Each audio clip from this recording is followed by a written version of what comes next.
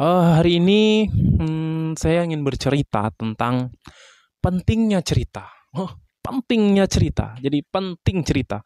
Pentingnya cerita atau manfaatnya cerita dan juga cerita itu meringankan beban. Bagaimana ceritanya? Cerita bisa meringankan beban. Ini dah langsung saja tidak pakai lama-lama. Inilah dia Allahumma sholli ala sayyidina Muhammad wa ala ali sayyidina Muhammad. Cipidah.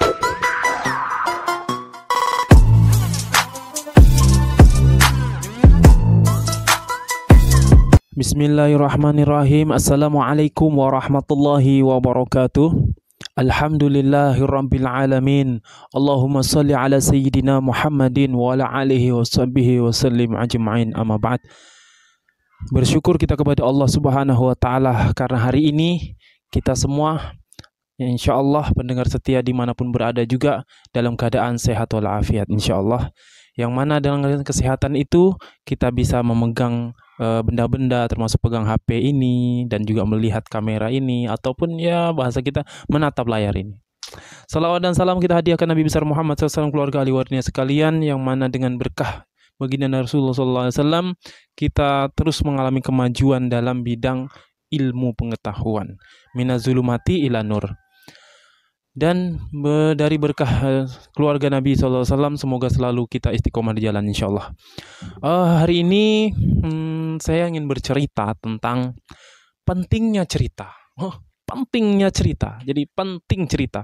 Pentingnya cerita atau manfaatnya cerita dan juga cerita itu meringankan beban.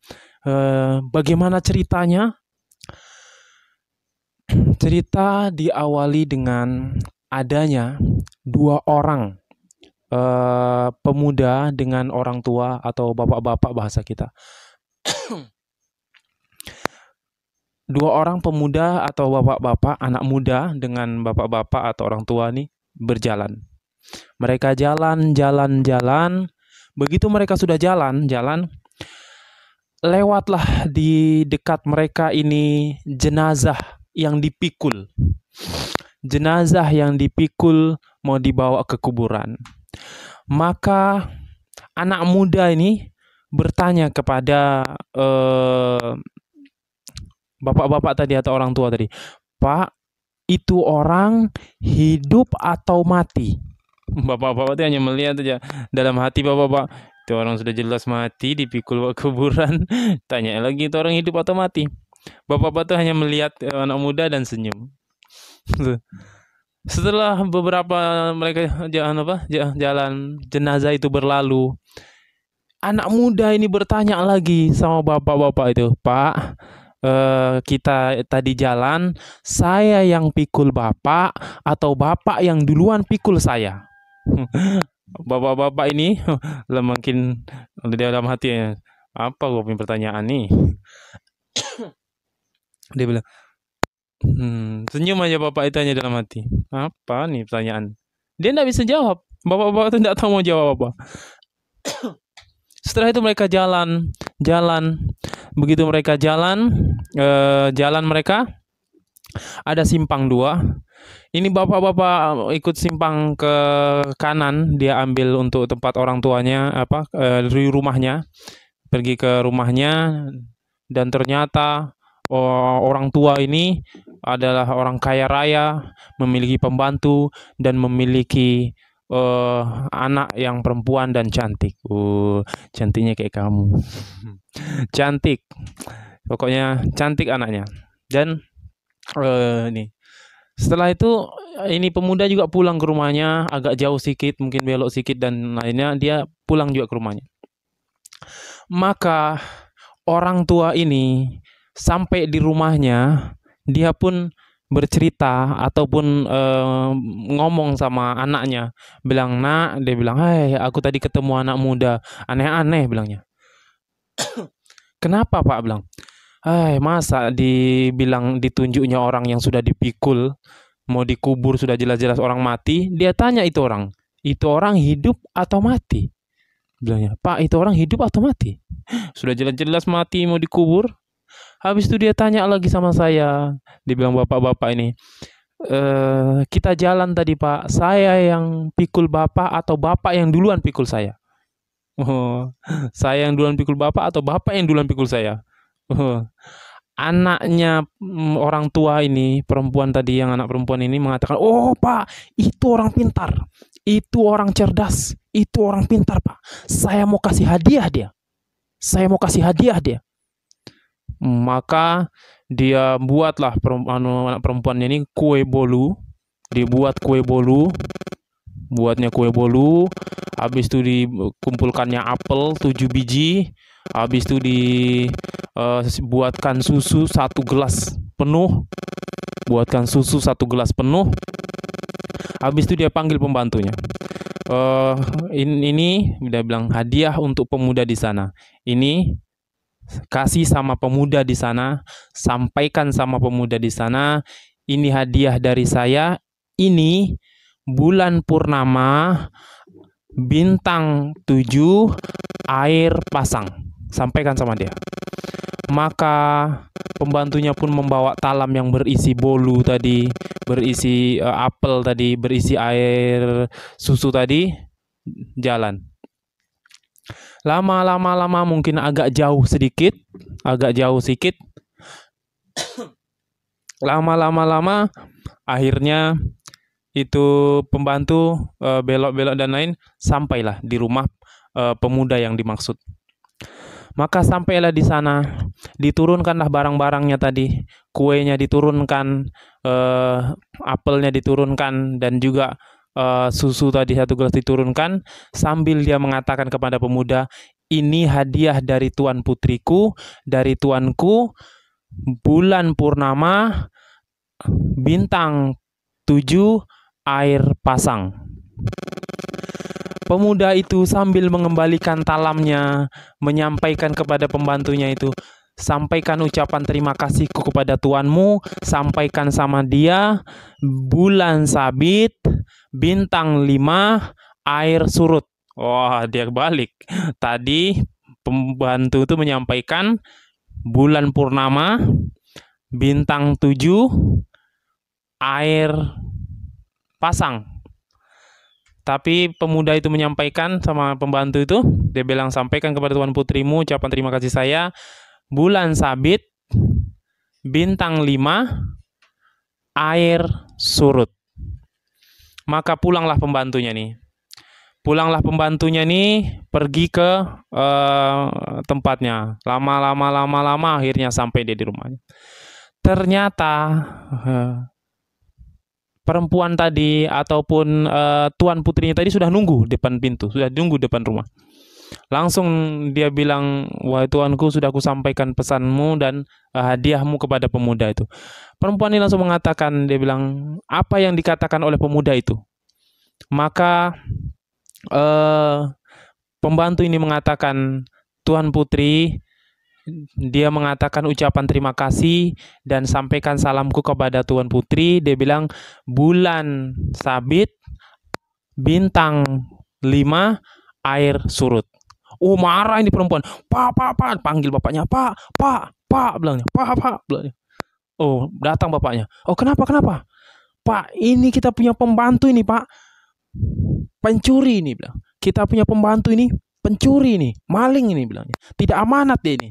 Oh, kau tahu dari mana? Dia bilang bapaknya tuh. Pak, pokoknya pukul dia nih, Pak. Pukul dia nih, karena dia ini telah mencuri dan dia tidak amanah. Oh, kau tahu dari mana? Bilang bapaknya. Pak, saya tadi kasih sama pemuda di sana itu, yang cerdas itu, bulan purnama, kue bolu masih bulat, Pak. Begitu sampai sana, bilang pemuda, bulan sabit. Sudah dia potong sedikit, dia makan sama pembantu kita. Tanya pembantu, betul kau makan? Iya, dimakan. Saya kirim di sana buah apel 7 biji. Sampai di sana bintang 5. Artinya apel tuh hanya 5 aja sampai. Yang 2 ini tidak ada. Sudah dia dimakan. Tanya pembantu, kau makan apelnya 2? Iya, betul. Saya kirim ke sana air pasang. Air minum 1 gelas penuh susu. Sampai di sana air surut. Sudah dia minum separuh. Betul kau minum? Betul. Pukul cambuk. Ketahuan. Langsunglah bapak-bapak ini teringat. Dia bilang, oh begitu. Jadi maksud pemuda tadi itu orang hidup atau mati? Saya yang pikul bapak atau bapak yang duluan pikul saya? Bagaimana? Maka anak perempuan ini menjelaskan, Pak, maksud dari pemuda itu, dia tunjuknya itu orang hidup atau mati, memanglah itu orang sudah mati. Tapi yang dia maksud itu namanya. Namanya itu orang masih hidup atau mati. Maksudnya namanya masih hidup atau mati. Seperti Nabi Muhammad SAW, memang sudah tidak ada di dunia ini, tapi namanya masih hidup sampai saat ini, masih disebut-sebut, masih selalu orang bersalawat kepada Nabi Allahumma shalli ala sayyidina Muhammad. Para nabi, para orang-orang soleh, sahabat-sahabat Nabi, para pejuang Islam dan pejuangnya, mereka memang sudah tidak ada di dunia ini, tapi nama mereka masih hidup. Itulah yang dia tanya, itu orang hidup atau mati. Nah, maksudnya namanya itu masih terkenal atau tidak, atau mati memang tidak ada sudah orang sebut, atau masih hidup maksudnya. Oh, begitu. Lanjut, bapak ini bertanya lagi, terus saya yang pikul bapak atau bapak yang duluan pikul saya bagaimana? Anak perempuan ini menjelaskan, Pak, maksudnya itu ketika bapak jalan sama anak muda tadi, siapa yang duluan mengajak cerita, mengajak berbagi cerita, mengajak ngobrol, bahasa kita, mengajak cerita, berarti dia yang menanggung beban, memikul beban. Jadi siapa yang mengajak duluan cerita, dia yang memikul beban. Karena apa? Karena ketika bapak berjalan, begitu bapak berjalan, siapa yang ngajak cerita duluan, dia menanggung beban, memikul beban. Dengan cerita itu, beban berat itu tidak terasa. Dengan cerita itu, jalan itu tidak terasa, sambil cerita sampai tujuan.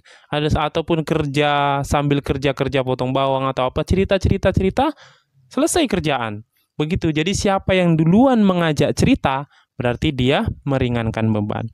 Tapi itulah pentingnya cerita. Jadi coba seandainya orang jalan, ini kita jalan berapa orang nih, diam aja, pasti rasanya lama, sepi dan lainnya. Tapi begitu ada satu orang yang mengajak cerita, ini orang yang pertama mengajak cerita, berarti dia memikul beban berat saudaranya.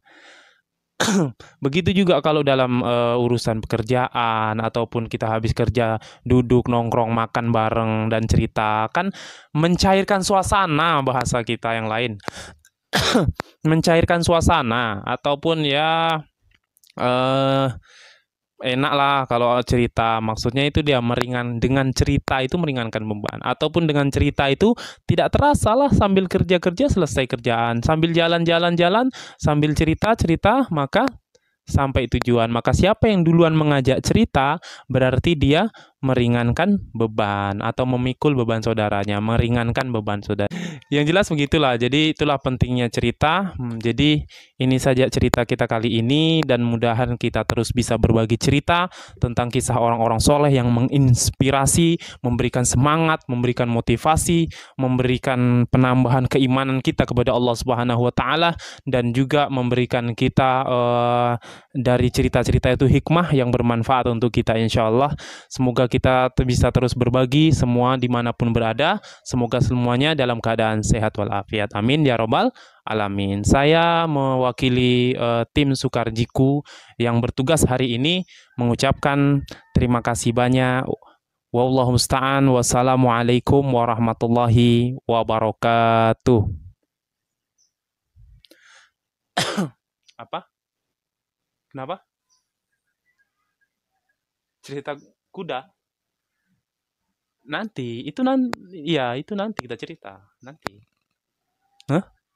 Apa? Kamera masih hidup. Oh. Mati ya.